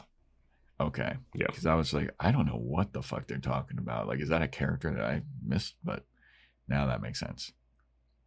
So Veronica's in school the next day. She goes into Trina's class and she hands Trina a bunch of tabloids and she's like, look at these are running with the, and Trina's all stoked about it. Yeah. She's like, oh my God, this is sick. Yeah, people think I'm dying. This is hilarious. And then from behind, Mary Mooney shows up and grabs Veronica and she's like, Veronica, that girl, that's my daughter, Trina. And she's very like, I don't know sign language, but I know exactly what she's talking. She is spelling it out very clear. She does like the big baby bump. She points to herself. She points to Trina and then slaps her chest like, that's my daughter.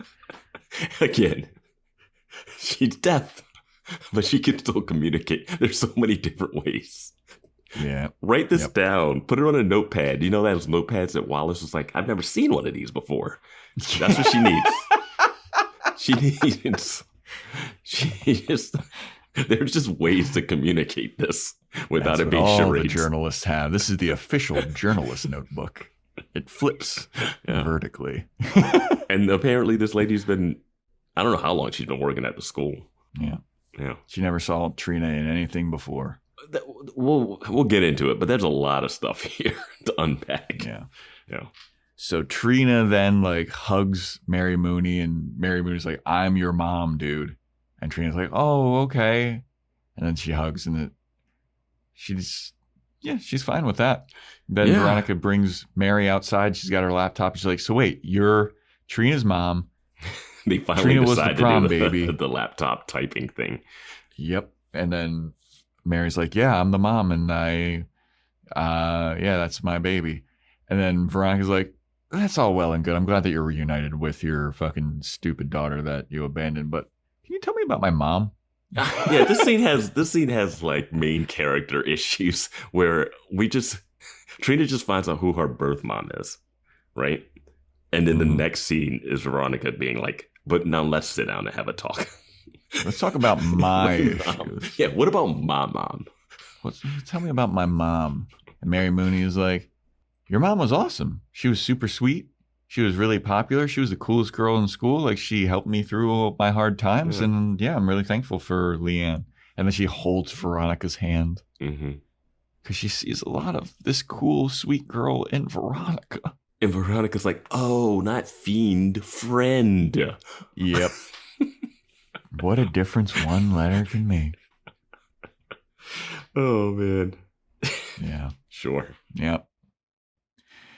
So then Veronica is talking to Trina about this whole situation. And Trina's like, why are you so interested in this? And Veronica's like, well, I was trying to see if my mom was a cool person. And Mary Mooney didn't. This is the story. Mary had an affair with a faculty member. And she told Lianne, who was her friend. And Lianne told Deborah Hauser. And Deborah Hauser spread the story all over school, and Deborah and Lianne got in trouble with the faculty, and Lianne recanted to not get kicked out of school or something. I don't know. The faculty was threatening Lianne. And so the mystery of Trina's dad is still out there.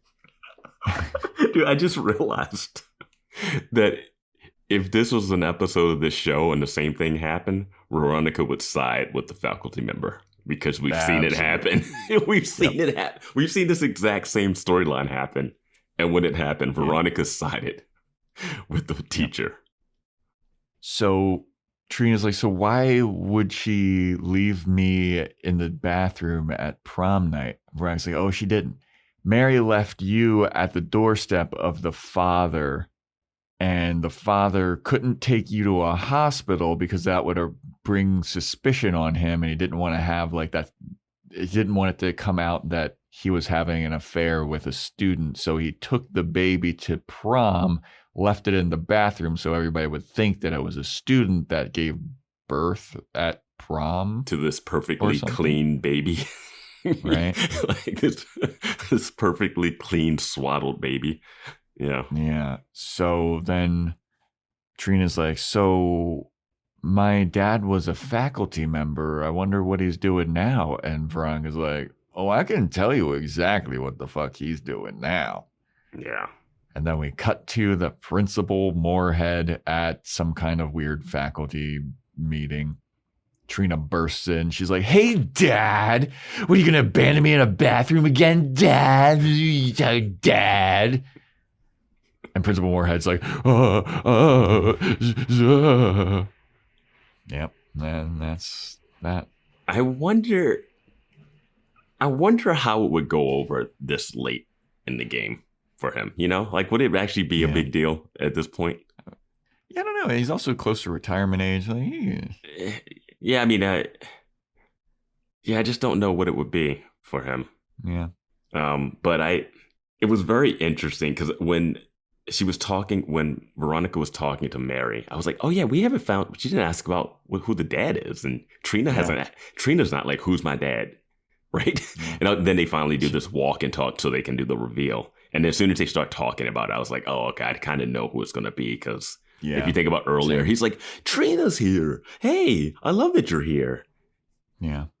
I think Mary gets off a little too easy with dropping the baby off at the principal's like house and then him dropping it off at the school. And then here's my question. Everybody involved in this high school story now works at the high school. Yeah.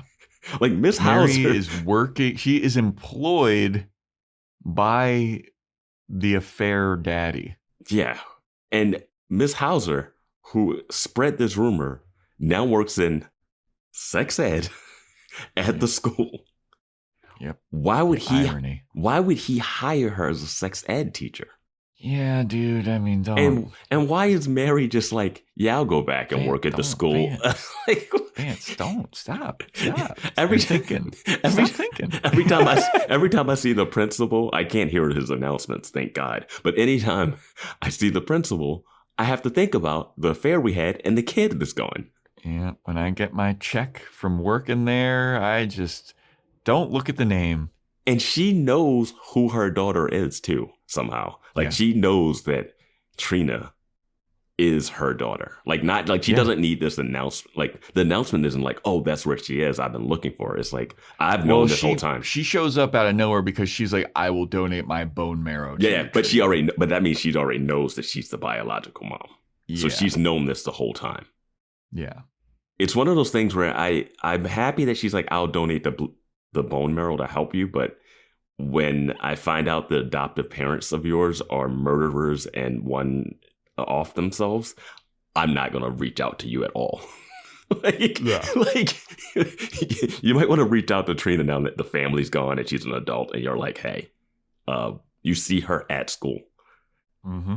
And it's not like one of those things where they sign the paperwork and like you can't really reach out to your adoptive kid. Like, pull up in front of the house and do the thing that Mac's birth mom did. I was just about to say, I was like, they needed that scene where Trina and Mary Mooney put the hand on the car window. But instead, after they find out that they're mom and daughter, the next couple scenes are Veronica explaining to them what happened separately.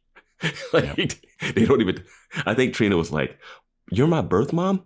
All right, I gotta finish this acting class. I'm sorry. And I actually don't have bone marrow. We'll catch up. You want to get coffee? Like, I got a crazy week. Maybe like next Tuesday or something. Oh, and by the way, confront my dad though first. Yeah, and by the way, this bone marrow thing is just some bullshit. Yeah, it's not real. I don't need your bone marrow. Jeez. Yeah. But the fact that she's working at the school is insane. Yeah, that is crazy. And with that kind of leverage, you're just the lunch lady too? Right? You're cleaning up trays after lunch? You're doing a clerical job that's kind of cushy, that is getting paid extra, and people don't know why. And they think you're just getting special treatment because you're deaf. Otherwise, I talk. Moorhead. Yeah, she had so much leverage. Yeah, these people don't know how to extort worth shit. They got the Buffy school of leverage in Double Meat Palace. Come on, Buffy. Yeah. And you paid Giles, not me. Yeah. Jeez. God. So much leverage. Yeah. So we go back to the Mars office. Keith's there. Veronica, she comes back. She should work for Beaver. That's what Mary should work for. Put that name on there. Yeah, Mary Mooney. Mm-hmm. Yeah. Yeah. But Veronica finds a dead rat in the freezer at the Mars Investigations office. Really casual about that. I think I'd be a little more freaked out. What's this dead rat in here? Are we microwaving this? We got a lawsuit on our hands. And Keith is like, oh, that old thing. Yeah, I found it taped underneath the bus. And Veronica's like, you went investigating the bus? And he's like, yeah, it was taped under there. And Veronica's like, yeah, this was like a message for me being a rat. And Keith's like, yeah, you're right, Veronica. I probably should have won that election. This is insane. He's like, you're right. I should have run this election and taken over that case. I'm like, yeah, from the crooked sheriff of the town? Did you not? Yeah. Did you not? The guy that doesn't look into anything except for that one fucking case with the kid in the wall. Yeah, I just... Yeah, which we don't know what's going on with that. Yeah, no. Oh my God, I forgot. We got another crazy bombshell here too. Jeez. Yes, we do. Jeez, yes, we do. This episode just does not let up. Nope. But yeah, Keith's like, yeah, I probably should have looked into that. Yeah, I should have won that election. We got to figure something else out. The fact that it's just in the freezer, that's not a big freezer. It would have been found every time. I don't care. You can't hide that in the back of that freezer. That freezer is not one of those like large chest freezers. It's the top of a fridge freezer. Yep. And that rat is huge. Yes, it is. That is a very big rat. It's like the size of Veronica's fucking forearm, dude. And fatter. Yeah. So he has stolen evidence in the freezer. And he doesn't tell his daughter who... Can you guys just get on the same page? It's 2 seasons in, guys. Yeah. I thought we were past this. Yeah. It's not even fun for them to keep secrets from each other. I want them to both know stuff. Mm-hmm. I don't know. Yeah. So then Veronica, she shows up in Vice Principal Clemens' office and she's like, I'm on to you, Vice Principal Clemens. You think you're slick? You had me purposefully do these filing stuffs, and that's why you gave me detention. You didn't suspend me because you've been doing some Machiavellian shit. And Vice Principal Clemens is like, I don't know what the hell you're talking about. And Veronica's like, oh, very slick, very slick, very slick. So she leaves because she's like, oh, you ousted this principal because this is a power grab. You're now the most powerful man in Neptune. You're the principal of Neptune. Bring me the lunch ladies. And he's like, I don't know what you're talking about. And he like gives her a sly look up. She leaves. He fucking puts a new desk head on there that says Principal Van Clemens. I gotta say, I like this guy. I do too. I love Principal Clemens now. Yeah, he's great. I was like on the fence. I didn't know what his deal was, but now I fucking love this guy. He is a slick little fucking bastard. It's nice to know that he can play the games and he can before it was just like he was against Veronica. Lock or searches, Veronica, I hate you. Now they're kind of in a weird little cahoots thing. Yeah, like he's used her to help with like cases previously. He's like hired her. It seems like they have a nice little mano-a-mano type thing going. Which would exist. Like she solved the biggest case in the town. Like the fact that you need her to solve another little case, perfect. Yep. Yeah, I love this as a plot that he baited her into this. And it's obvious from the beginning, but she doesn't see it. But it's like, no way he would put you in a room full of permanent records. You left her alone in there? That's Veronica fucking Mars. Oh my God, it's Jason fucking Bourne. Yeah. So then Veronica leaves that office, gets a phone call from Neptune Memorial Hospital about Abel Kuntz's belongings. So she has to go there to pick him up. And she goes to the hospital, picks up his stuff. She's like, oh, isn't it crazy that all your life's belongings fucking could be in a box or whatever? This isn't really that important. It gets her to the hospital, but is she really the person that's getting called for Abel Kuntz's stuff? Yeah. She dropped him off there. She said his daughter was alive and lied to him to give him that like comfort before he dies. And then he goes to heaven and he's like, what are you doing here, daughter? Yeah. Amelia de Longpre? And just interesting that they're calling her about this. Also, that was my thought. I was like, why her? Also, you know you're calling Veronica Mars, right? Don't you know anything about this case that happened in town? No, Vance, no. Nobody knows her except everybody. Yeah. Except for that one girl at the River Styx. Yeah. Even the principal of the school has to be like, who is your mom? Yeah. So as Veronica's walking down the hospital hallway with Abel Kuntz's stuff, she's like, wait a minute. I think Meg's room is around here somewhere. Maybe pop in and see what's going on with Meg. Make sure Duncan's not in here. Yeah. He's always there. It's fucking like it's the new jump off is Meg's coma room. Where all the cool kids party and watch that psychic show. So Veronica pops into Meg's room. She's looking at her, looks at her vitals. And she, for some reason, is like, she's got this tray over her stomach. Maybe I should move that. Moves the tray to reveal Meg is motherfucking pregnant. Yeah. And Veronica is shook. And then, as if that weren't enough, Veronica leaves the room and Meg opens her eyes. She's alive. She's awake, everybody. She's awake and pregnant. This shit's wild, dude. My God. This show. Now, they go in and there's 2 heart monitors there. And I was like, man, she's got someone else in the room with her, right? Like, I'm like, they really keeping these people close. And then they reveal like she's pregnant and you're just like, what? And then the first things you think about are just like, no. Like, Now we're like, this is soap opera level of stuff that's happening. My note for this says, Meg, it's in all caps, Meg is pregnant. My God. GAWD. Literally how I spelled it. My God. Yeah, my notes are just this show, man, oh man.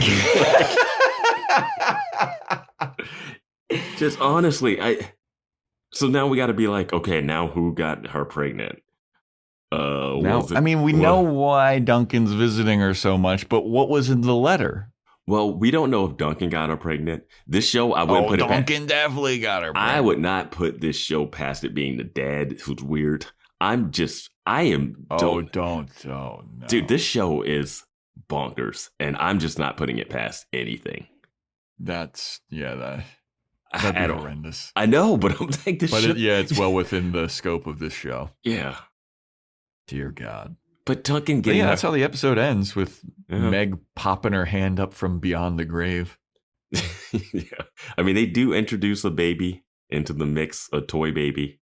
And now at the end, there's a baby. And then there's a prom dumpster toilet baby. Now we know why Duncan was picking Kendall up off of his lap to take care of the baby. He's going to be a father soon. All that clean living. He's got to... He's really got to fucking pass this fucking test, dude. Dude. Oh, God. Yeah, it's just... Yeah. I can't introduce the baby into this show. They can't. They can't do it. So that is My Mother the Fiend. Next episode is titled One Angry Veronica. That's every episode. Oh boy. Oh boy. I don't even know where to. Oh, she's confronting Duncan like a motherfucker. And she's going to find out about Kendall. And she's going to dump Duncan. He's going to be dumpedkin. And she's going to hook up with Logan. I'm going to say this has something to do with the bus crash more than anything else. Oh. We get a new piece of the puzzle gets revealed about what happened with this bus crash, because there's a lot of stuff. You're probably right, because Veronica's just going to be snarky and weird towards Duncan, and he's going to be like, "What's up, babe?" Yeah. He's like, "Oh, nothing." Yeah. You're probably right, but I'm going to stick to my thing. There's so many balls in the air right now in this show. Yeah. They got to find out who killed Felix. We got to find out what was in the letter that he What was in the letter? Is the letter the same thing that Veronica just saw? So they could be Why two would different they need things. to write a letter about that? I don't know. And we also have the parents of Meg who are doing weird stuff that we still haven't solved. Yep. That kid's still in danger. I don't know how they're just walking around. She's like, "What happened to my mom? Is my mom nice?" There is a kid in danger. There's a kid in the wall. Yeah, you didn't tell Keith about that, did you? Yeah, man. And then we got the fighting Fitzpatrick's still. Yep. There's a lot. But that is this episode. Thank you so much for listening, everybody. Join our Discord. Link is in the show notes. Join our Patreon, patreon.com/boyswatchingbuffy. We're going over the Buffy motion comics. Buffyverse Burlesque. That link's in the show notes. Boys Watching Buffy on Instagram. Boys Watching Buffy on TikTok. boyswatchingbuffy@gmail.com to email in if you want to get a shout out. Apple Podcast 5-star rating and review. Spotify 5-star rating. Send it in to us. We got an Amazon wish list. You got some cool stuff on there. And yeah, that's a wrap. Thanks for listening. Stay tuned next time for when we talk about One Angry Veronica.